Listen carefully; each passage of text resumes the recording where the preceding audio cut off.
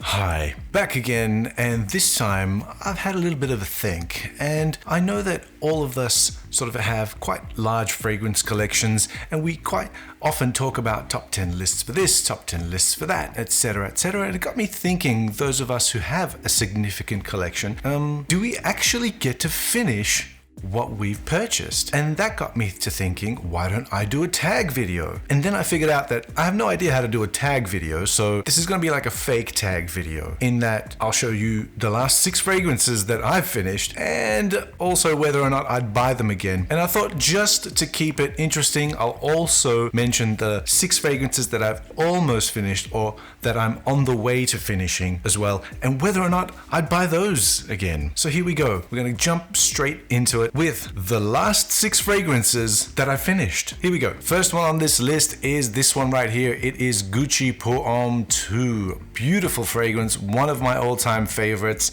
and I've pretty much broken the bottle. I didn't think I was able to do it, but I've chipped a piece off here as well. This isn't the first bottle that I've finished. This is probably bottle number 4 that I've gone through, and I'm about to crack open number 5.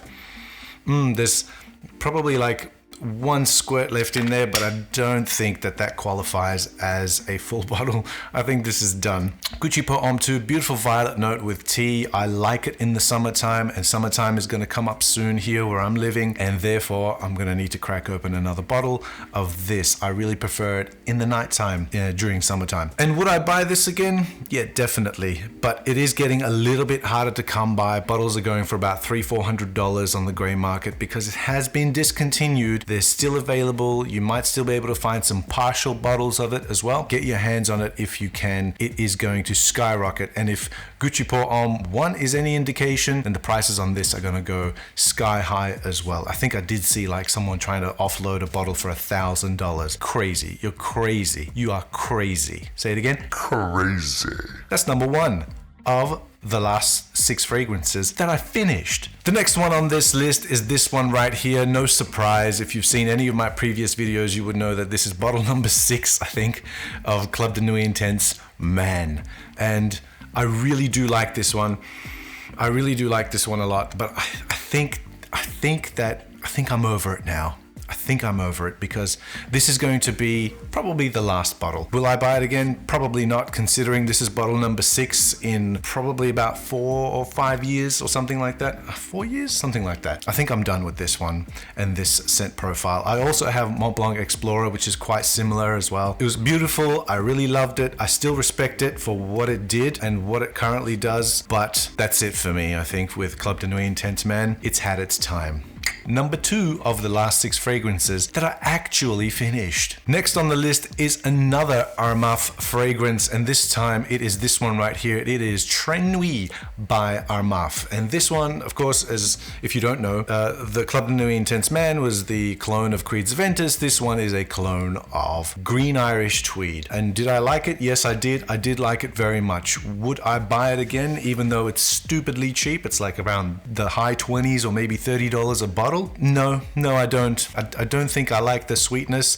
I think I much prefer the toned down, sort of more woody aspect of actual Green Irish Tweed. But then again, they don't make that like they used to either. So yeah, I think I'm done with this as well. 1 bottle was enough for me. But it was really nice. So if you really do want something a little bit unique, I didn't really have anything that smelled like this in my collection at the time, and I don't think I still do, then get yourself Nuit by Armaf. Finished, none left. The next one on this list is this one right here. This is L'Instant de Guerlain. This is the Eau de Parfum. It is in the old bottle with the clear sides. I also had the Extrême, which had the black sort of borders around the bottle itself, but I threw that bottle away, unfortunately. And this one, it is one of my favorite scents, and I don't know if I can be without it. But I think I have made a mistake, because what I did, and would I buy this again? Yes, of course I would, because I absolutely adore and love this. This has been discontinued. Talk of reformulation is rife, and therefore getting a bottle that looks like this, or the one with the black sides, is becoming very, very hard to do, and also very expensive. So I actually went ahead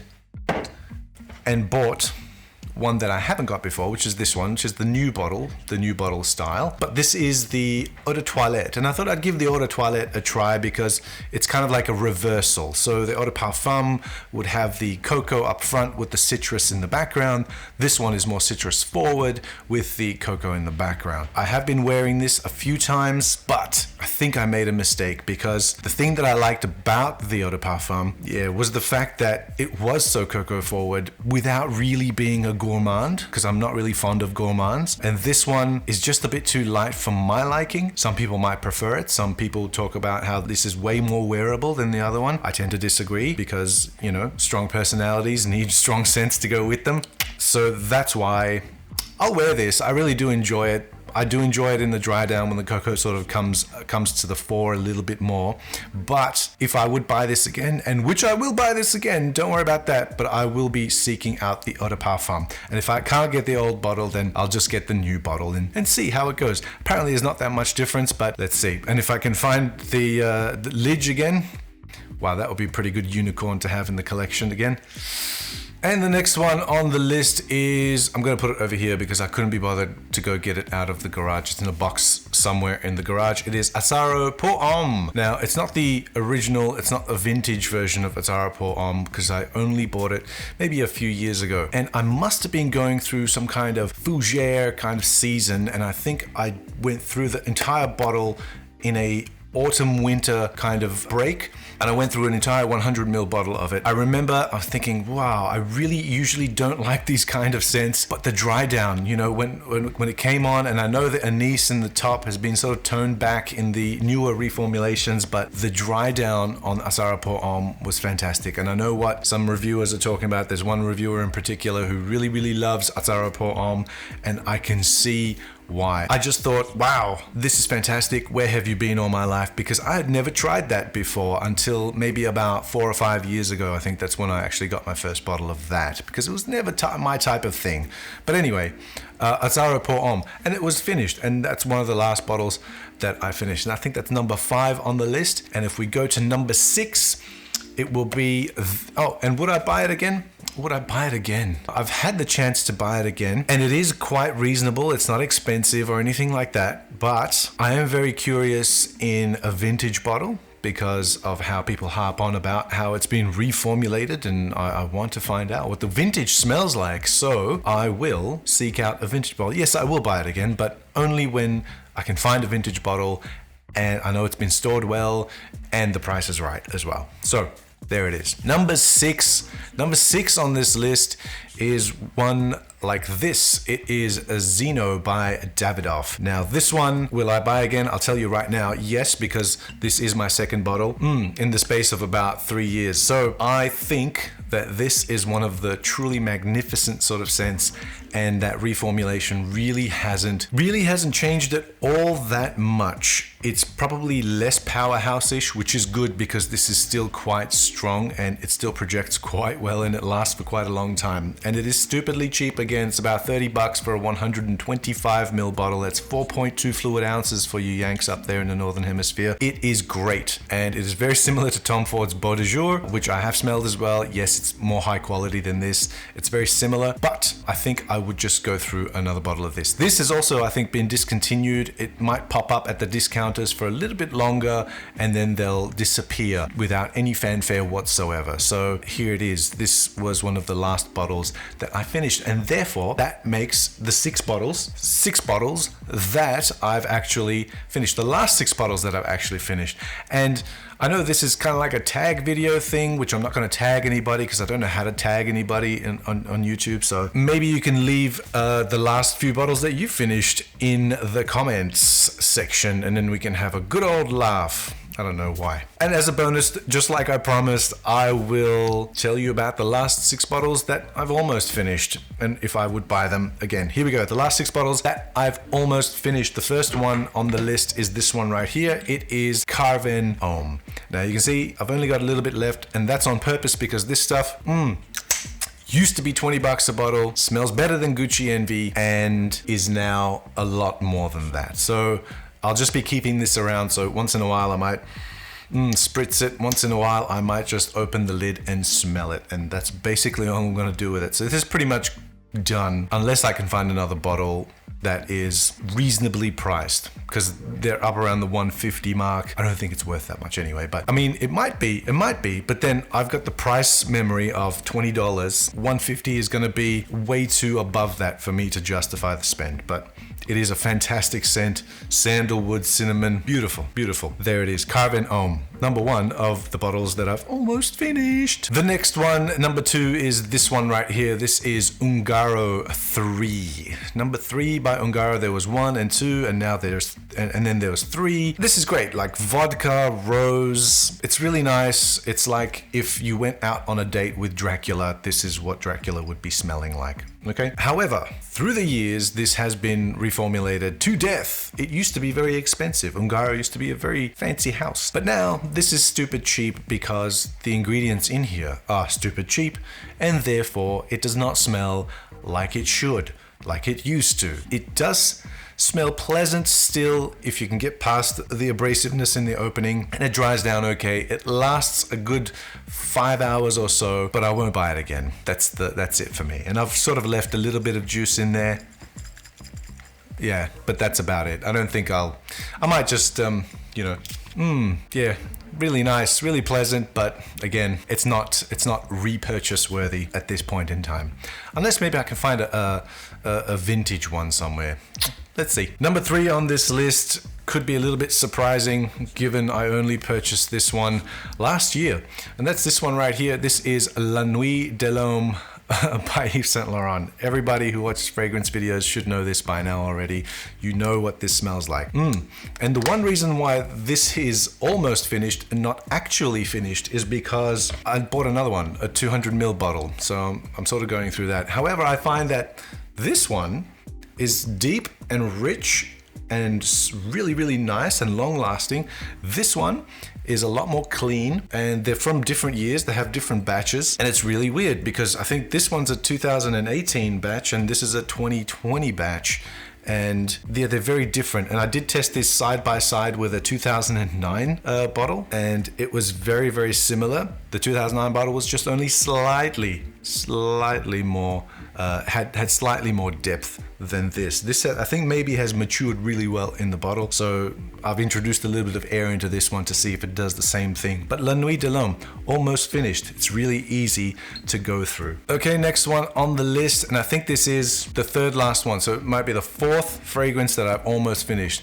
Now keep in mind, I only got this earlier this year. It is this one right here. It is Siage by Armaf. Armaf Siage, which is the clone of Silver Mountain Water by Creed. I've got a third of a bottle left. This is a 100ml. Again, only bought it earlier this year. Stupidly heavy ambroxan. I think I won't be buying this again. I did like it at the start, and if you watch my review somewhere on this, you'll find that I did say that this was the downfall of Creed, and probably the downfall of Armaf as well, because where are they going to go to next after this? However, I have gotten a little bit tired of this scent. It's kind of like a mushroom trip. Stay with me. A mushroom trip starts off great, starts off fun, starts off really interesting. However, it lasts too long, and at the end, you're done with it, but it's not done with you. I guess the longevity in this thing and the fact that it's just so unrefined, I probably won't get this again. Considering it's like $40 a bottle where I am, it is really cheap for a really good Creed alternative. If I could get Creed at $40, no, I won't say that. If I had the choice and I needed to buy one bottle, I would get the Creed over this. There, I said it. So there it is, Armaf Siage. Whoa, almost dropped it. So the second last bottle that I've almost finished is this one right here. This is Santos de Cartier Concentré. It is one of the most beautiful, one of the most elegant, sophisticated scents I have in my collection. Absolutely adore it. Cartier is just a phenomenal house when it comes to fragrances. I have to say this, and it's just class and elegance all the way only the way that Cartier knows how to do. Even the bottle I like. So why haven't I finished this? I got this at the same time as I got Asaro Pour Homme, and that one I finished very, very quickly. And when I finished that, I thought, wow, okay, I must have been going through like this fougere phase, like I said. But then this one, I only use it sparingly because, well, it is a bit more pricier and it's kind of harder to come by, and I had to order it from a different site. So there you go. And that's why I haven't finished it. But there is maybe about 10 mils left in the bottle. And I think now with my collection growing exponentially during lockdown, because there's nothing else to do. So I think I will probably have this around, and once in a while I will wear it and stick it right up my nostril. Okay, that's a great way to do things, isn't it? Wow, I am YouTube review guy. All right, cool. There it is. It's Santos de Cartier Concentré, the 5th in the list of 6 fragrances that I've almost finished. And the last one in the list for fragrances that I've almost finished is probably going to catch you by surprise because I've actually never mentioned this ever in any of my videos. But here we go, confession time. It is this one right here. I don't know if you can see it with all that crap there. It is CK Free. Is that what it's called? Yeah, CK Free. See, I don't even know what it's called. I don't care. It's just a bottle with juice in it. And the reason why there's like only a little bit left in here is because I used it for one particular reason. First, I must stipulate that this was a gift from an aunt.